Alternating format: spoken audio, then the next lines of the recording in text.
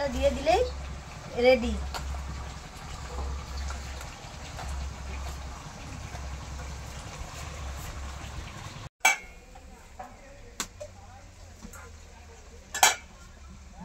Hello friends, তোমরা সবাই নিশ্চয়ই ভালো আছো, আমিও ভালো আছি।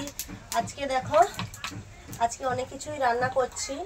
আর আজকে আমাদের বাড়িতে তো চিকেন হবে। চিকেনটা অন্যরকম রান্না করব, সেটা তোমাদেরকে আমি অবশ্যই দেখাবো।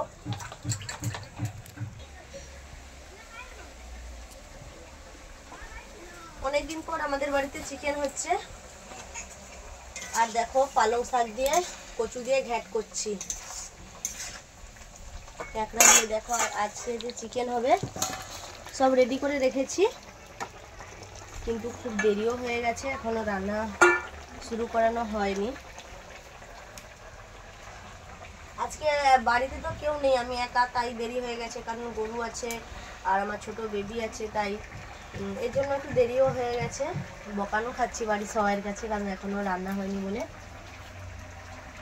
আর এই যে দেখো, আজকে আগে চিকেনকে সেদ্ধ করে জল ফেলে দিয়েছি।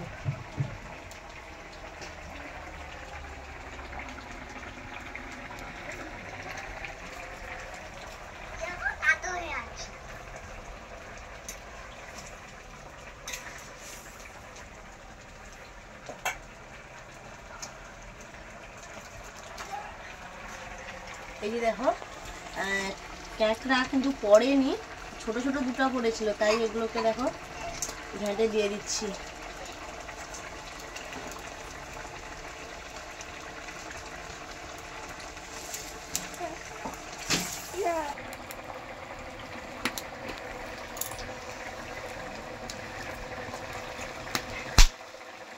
কচু আর পালং শাক দিয়ে ঘ্যাট করছি, এখনো হয়নি। আর মাছের টকও হয়েছে, চিকেন হওয়ার কোনো কথাই ছিল না।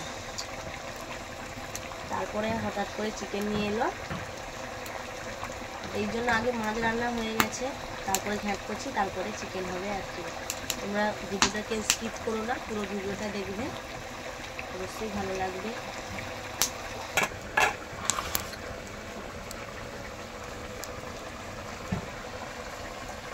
এই যে দেখো, কাঁকড়ার ঘি।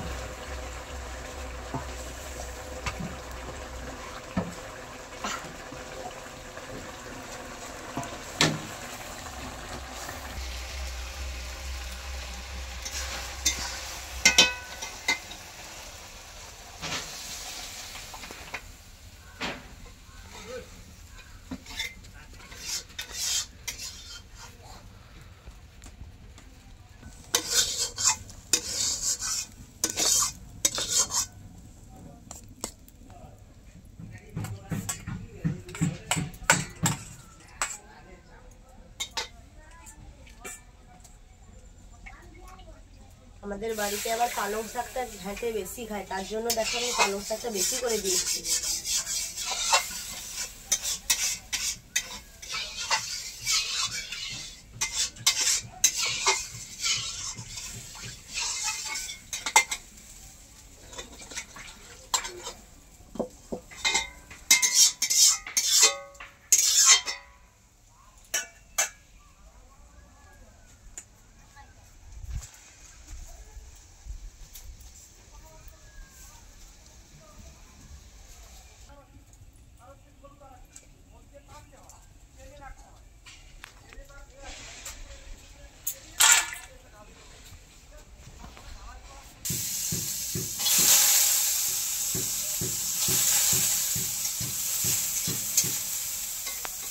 কড়া পুরো হিট হয়ে গেছে।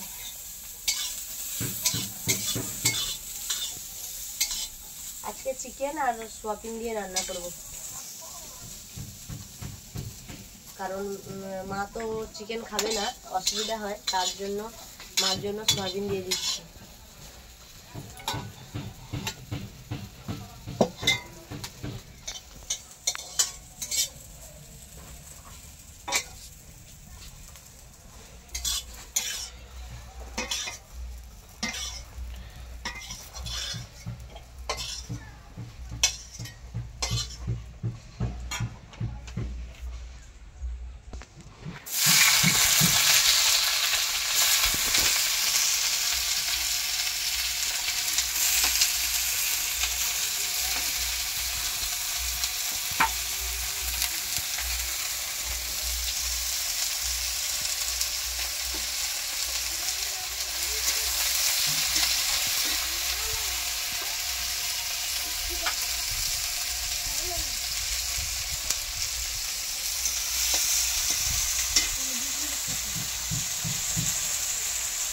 পেঁয়াজটা যাতে তাড়াতাড়ি হজম হয়ে যায়, এর জন্য দেখো নুন দিয়েছি।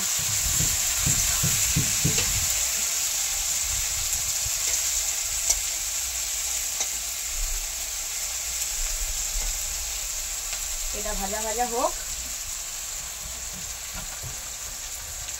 আমি ততক্ষণে ঘর থেকে ঘুরে আসি।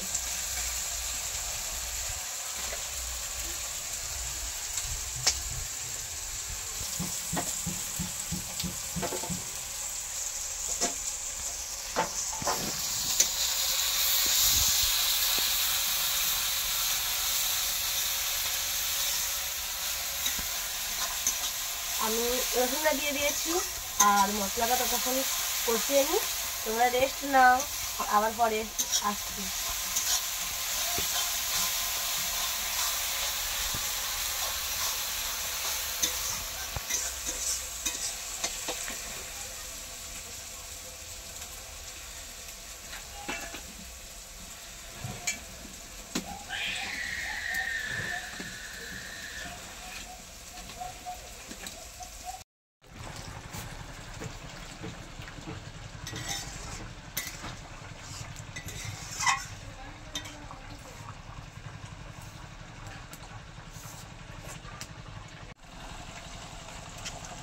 দেখো আমাদের পুরো মাংস রান্নাটা পুরো রেডি, আর মাঝে তোমাদেরকে দেখানো হয়নি। তোমরা পুরো ভিডিওটা দেখবে, অবশ্যই ভালো লাগবে।